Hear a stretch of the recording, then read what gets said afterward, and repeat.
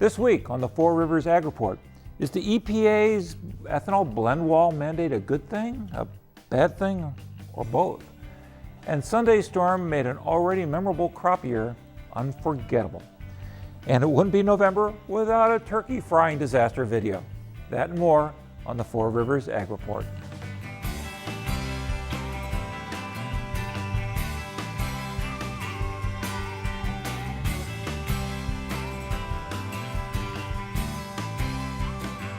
The Four Rivers Ag Report is underwritten in part by the Department of Geology-Geography is a proud sponsor of the Four Rivers Ag Report and provides integrative learning opportunities for students and the community to explore the physical and cultural world, near and far. Welcome to the Four Rivers Ag Report. I'm Fred Peralta. Now, last week when we were putting the show to bed, the first volley hit the internet. A leaked EPA report said that the agency, which controls the renewable fuel standards, was changing the blend wall, or the amount of ethanol used in the mixing with gas and other fuels for transportation. Means less corn for ethanol. Then the backlash hit. The American Corn Growers and the Illinois Soybean Association and ethanol groups all came out strongly against it. And Friday, Secretary of Agriculture Vilsack came out with a statement both asking for common cooperation, but strongly commenting on the importance of ethanol to the agricultural economy as a whole. But what is this really all about? And is it legal? Well, for that, U of I Extension's Todd Gleason talked to agricultural economist Jonathan Kopis. So basically what the EPA has floated at this point is that Congress, you told us that we could adjust if the availability of a product was limited. Right. We're going to use limited in this case by the blend wall for the availability. Right. Secondary question before we get to that one. Yeah. Who sets the blend wall? It's not written. There's no mandate for corn-based ethanol.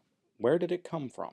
And that's one of the points I make, because that's the tough part about using the blend wall on this. So if you look at the industry estimates of what the production capacity is and what the estimates are for producing renewable fuel, including corn-based ethanol, the capacity's there. And it's not that the renewable fuels industry sets the blend wall, or if there's any, it's just a part of the fact that we only blend 10%. So on one hand, it's completely out of the control of the renewable fuels industry, because they have necessarily no control over how much gasoline is consumed in this country. And there's this problem of the E10 blend being the predominant usage. A few years back, they sought a waiver to get the E15, and we've not seen much movement in that direction as far as getting E15 out in the supply. And then you've got E85. So you've got the potential, you've got vehicles on the road that can use E85, but we have not seen the buildup in the infrastructure. So the gas stations that'll sell E85, the pipelines, the blending facilities, kind of that whole range of things you need. And all of that's outside of the renewable fuels industry's capabilities, right? They're producing the fuel. They don't necessarily have any control over how many E85 vehicles are sold, how many pumps there are, and how many gas stations there are to go out and purchase E85, and then, of course, how much is even purchased. So if you step back and think, well, Congress created the RFS because they wanted to push forward this industry. They wanted to see an increasing amount of renewable fuels in the gasoline supply. The blend wall was not a part of that statute. There's no authority to look at the blend wall, and that's no direct explicit authority to look at the blend wall to do a reduction. And part of that is Congress was pushing. They wanted the industry to grow, and they wanted more and more gasoline to come or more ethanol into the gasoline supply. But the blend wall is a reality. If you're at 10% and you're 13, the most you can get is 13.4 into the supply. You know, the industry is saying, what do we do with the rest of this? Now you've got, certainly there are other aspects of this, the renewable identification number, the ability to buy essentially credits or and trade those. We've seen a lot of interesting movement in that market to trade those. So it's not as if we're completely, it may not be a concrete wall, the blend wall, if you will. There's a little bit more to it. But stepping back to this issue of what EPA is deciding to do, you can pretty much bet that if this leaked document becomes the final proposal and becomes the final rule, there's going to be legal challenges to it. And at what point then, as the court begins to look at this, they're going to have to, in essence, define, what this inadequate domestic supply, that's the phrase that Congress used. And does that mean something completely outside the control of the industry can now limit this production pushing mechanism that Congress put in place? And I find it to be a very interesting question. It would be surprising to me that a limit that nobody really knows who put in place, right, Congress and or the courts would allow to stand. Yeah, the court, you've got is because the limit's not really set by anybody in particular. Right. No, the blend wall. I mean, to the extent it's set by. Yeah. It's set by. In this case, it's been set by the car manufacturers as much as anything, because some cars can run E10. Yeah. All cars can run E10. Some cars can run E15. Some cars can run E85. So, can an industry drive this particular part of the economy? And certainly the renewable fuels industry, I think it's fair and safe to say they're very frustrated with that aspect, right? Because they help set the E10 to begin with. So that's where we got started. But they've been pushing for higher blends, and they've been pushing to get more and more E85. And you've run into the struggles with the manufacturing, what vehicles and with all due respect to the manufacturers, I mean, they have concerns. If you put the wrong kind of fuel in your car, you're not going after the fuel supply. You're going after the automaker because your car's not working right or something happens. So they're worried about the liability they carry into a higher blend. But there's been a push to get E85 out there. There's been a lot of issues with the facilities, with being able to get pumps on the ground and gas stations available broadly enough that these E85 vehicles can find the fuel if they want it. So from the renewable fuels industry perspective, certainly there's frustrations with that aspects of the blend wall. And then at the end of the day, nobody necessarily has control over how much gasoline we consume as a country. On one hand, it's a good thing if we're concerned about the various issues around gasoline consumption. We've been reducing it a little bit. And that wasn't necessarily contemplated going into the RFS. Yeah, because the CAFE standards were raised, and standards were raised. You've got more efficient vehicles and a lot more of those vehicles on the road. The high gas prices that we've seen in the last few years, there's been consumer behavior has shifted a bit to look for more fuel efficient vehicles, and thus consume less gasoline, which then plays back into the RFS and the blend wall. So the tough thing about the blend wall is exactly that. There's not necessarily one actor or set of actors you can point to say you've got to fix this so that we can fix the blend wall, because there's a multitude of issues. That being said, certainly having the fuel available and the potential for E15 and these little bit higher blends, those would make a difference. That certainly would push the blend wall out, or certainly would address some of that near-term issue, even with lower gasoline consumption. So, going back to how the court would look at this, one of the things I found very interesting in a case that was decided recently, when the American Petroleum Institute sued EPA over the cellulosic level, the court sort of went out of its way to make this point that it called it asymmetrical. And it was certainly, to them, they were saying it's unfair to the oil industry, the gasoline blending industry, to force them to buy a product, say at this point, cellulosic ethanol, that's not available. So the mandate's not working for them because you're telling them to buy cellulosic ethanol, but it's not there. And so that's not going to force technology because there's no way to get it there. Well, this is sort of a corollary almost to that, where you're going to use the blend wall, which is outside the control of the renewable fuels industry, to now limit the renewable fuels industry's market. And you're now basically using that against them, which the point I made in the post yesterday was that's a asymmetrical issue as well. And will the courts look at that when they make this decision? Because Now all of a sudden, where Congress was pushing these guys, and you had a lot of build out since the last RFS, a lot of increased production of renewable fuels, and that was the goal. Is the burden now of this blend wall is falling exclusively on that industry, and that was the industry Congress was trying to expand. So it becomes a very interesting question for a court, is whether EPA is being too creative and getting outside of what Congress gave them the authority to do. And then what does that mean, and how does that reshape this issue? Because the blend wall is going to still be there, and finding solutions to the blend wall still, I think, probably has to be the long-term goal, because that's going to keep coming up one way or the other. But it was a very fascinating issue, and one I know that's been on the minds of a lot of folks that I've talked to, and it has big implications. You know, I was just talking about this with one of the fellow members of the faculty yesterday. If you take almost 1.5 billion gallons out of the ethanol market because you've lowered that mandate, that now is going to impact the price of corn. And then once you impact the price of corn, you have a whole lot of issues that come as a result of that.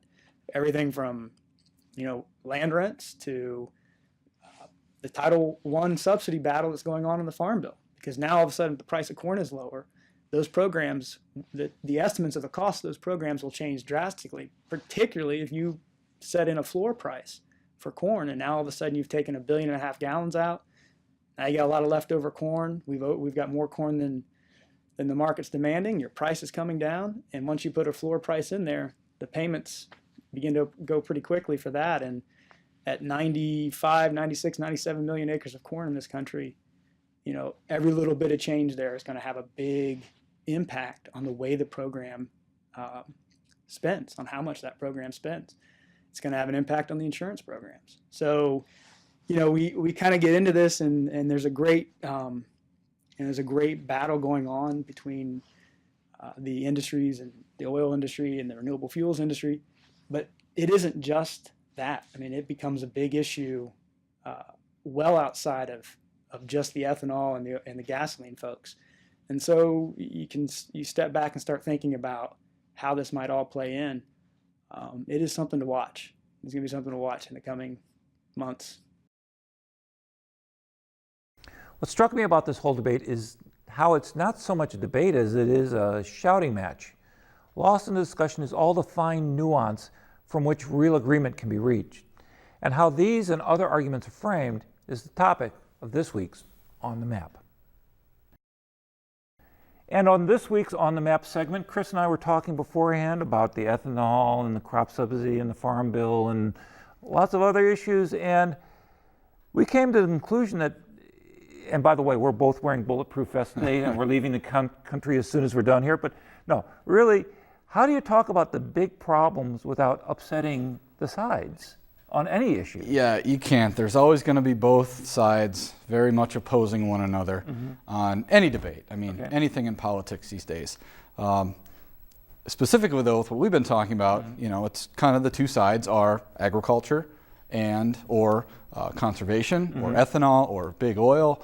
The real answer probably lies somewhere right in the middle. And that's what's kind of interesting in this ethanol debate. It's the whole debate has been either or. It's never been, well, nuance has been lost, hasn't it? Yeah, definitely. The big push, obviously, in big ag is to have more ethanol, grow more acres, produce more ethanol, have more ethanol robust blends of fuel that can be used in our cars. On the automobile manufacturing side, we haven't really seen much of a push past E10. So it's kind of a market that isn't in big demand right now. Right. So are we trying to create a market because of we grow so much, or are we growing so much because there's a market? We've created a market for it.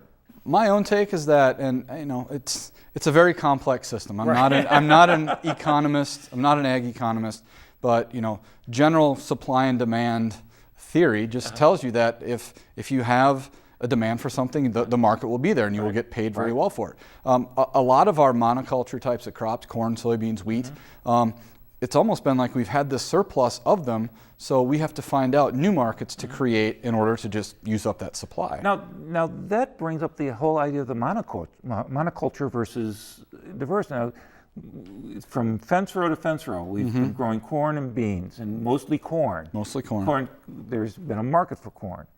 Okay. There was an article this week that suggested that the demand for ethanol and inflated corn prices have led to some conservation practices that have not been necessarily good. So it becomes this conservation issue. That quickly got shot down.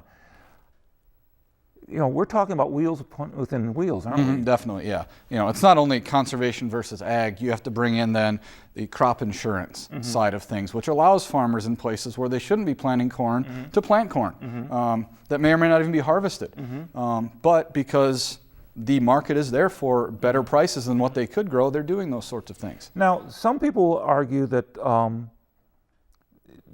if we didn't have this substantial monoculture, we would go, cattle would be pasture fed as opposed to corn fed. The price of beef would go up. Sometimes that may not be a bad thing, right? Maybe we're using too much stuff that's made from these ingredients. Corn and soybeans are basically ingredients that go into things like food. So maybe not eat as much beef. Don't eat corn-based types of foods in your diet, or a lot of them. But things probably need to change. Not drastically one direction or the other. Right, and that's the problem with all this reporting is that it's digital, it's not analog. It's scare tactics, yeah, on both sides, on both sides.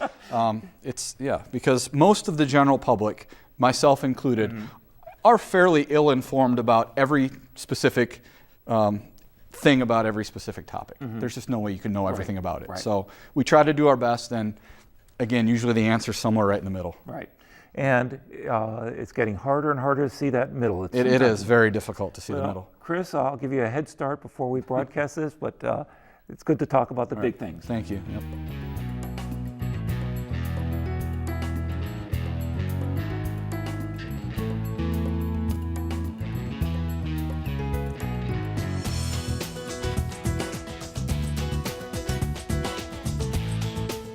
I'm Casey Berry with a look at your farm news for this week. First, some news about the recent tornado outbreak in the Midwest.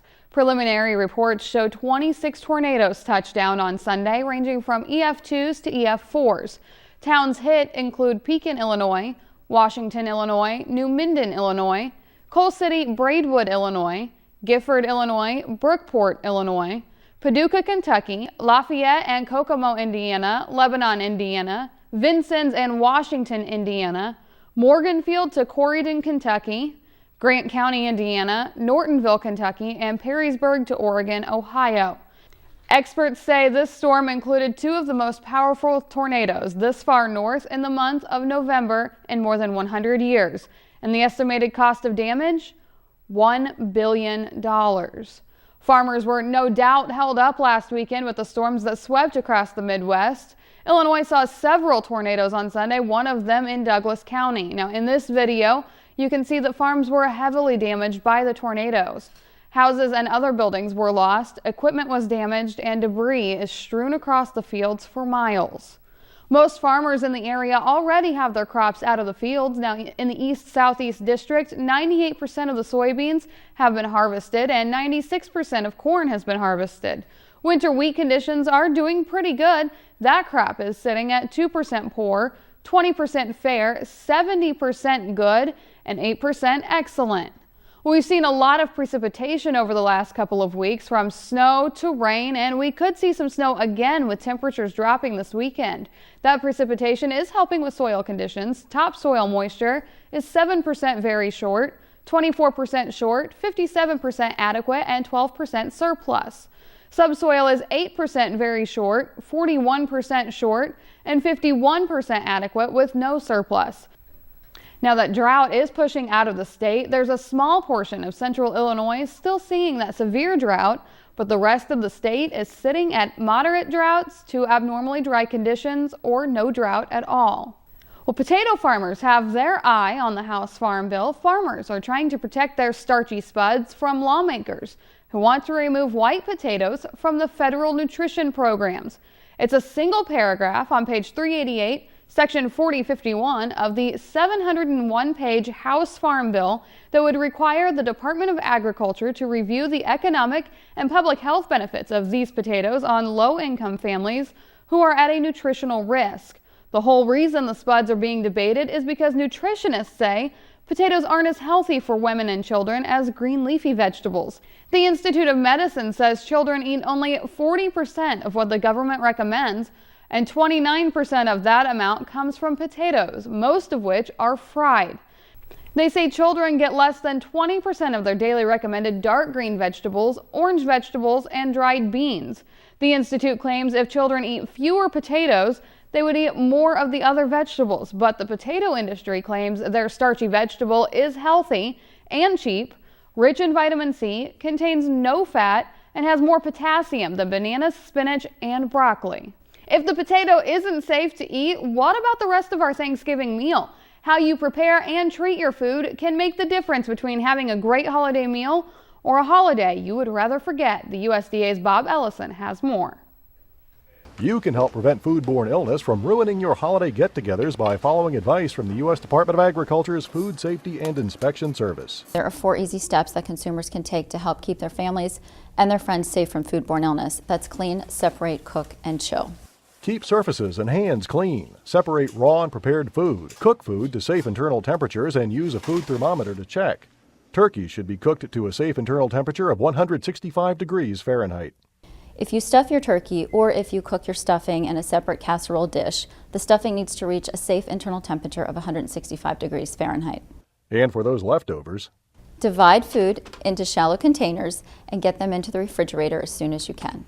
And in the lead up to the holiday, remember to store food safely. For turkeys, that means your frozen turkey should stay in the freezer until you're ready to thaw it.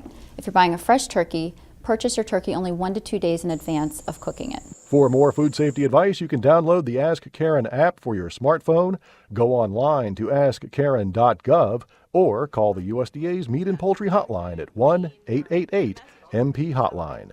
In Washington for the U.S. Department of Agriculture, I'm Bob Ellison. And while we're talking about being safe around Thanksgiving, and because Fred loves showing flaming disasters, here are some safe turkey frying tips for those of you who are recreating the first Thanksgiving. Now, if the first Thanksgiving had boiling peanut oil, propane, and modern refrigeration. When preparing to fry a turkey, avoid oil spillover. Don't overfill the pot. Turn off the flame when lowering the turkey into the oil. Fry outside away from the house. Properly thaw the turkey before frying. And keep a grease fire approved extinguisher nearby. Oh, and never, ever, ever fry a turkey anywhere close to a building or flammable structure. Well, I hope everyone has a wonderful and fulfilling Thanksgiving and a Black Friday. That's all the time I have for you this week. Until next time, I'm Casey Berry.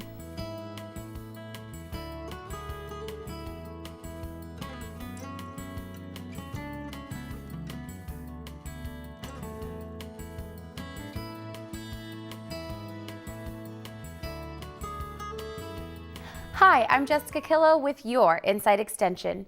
Do you have an interest in gardening? Want to learn more about gardening, fruit trees, and how to manage insect pests? If you answered yes to these questions and want to share your knowledge with others, then you may be interested in becoming a Master Gardener.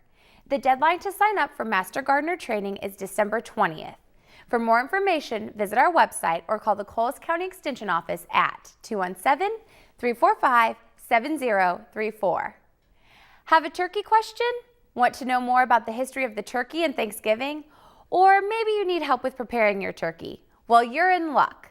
Visit our website and click on Turkey History and Lore. There you will find an abundance of information to guide you through Thanksgiving. The site offers helpful tips on preparing your turkey, ideas for side dishes, and turkey trivia. The site even has emergency hotline numbers if you get yourself into a bind. Good luck and happy eating. As always, like us on Facebook, follow us on Twitter, and visit our website to stay up to date on our programming. From U of I Extension, serving Coles, Cumberland, Moultrie, Douglas, and Shelby counties, this has been Jessica Killow with your Inside Extension.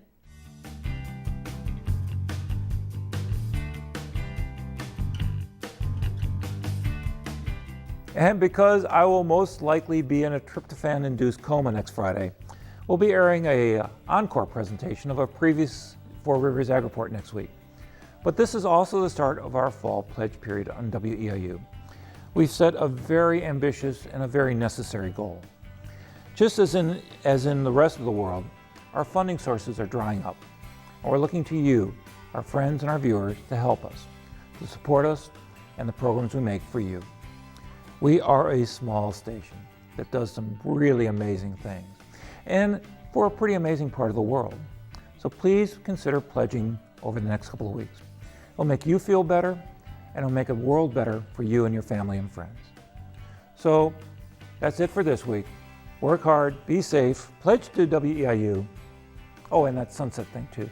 I'm Fred Peralta, and thanks for watching the Four Rivers Ag Report.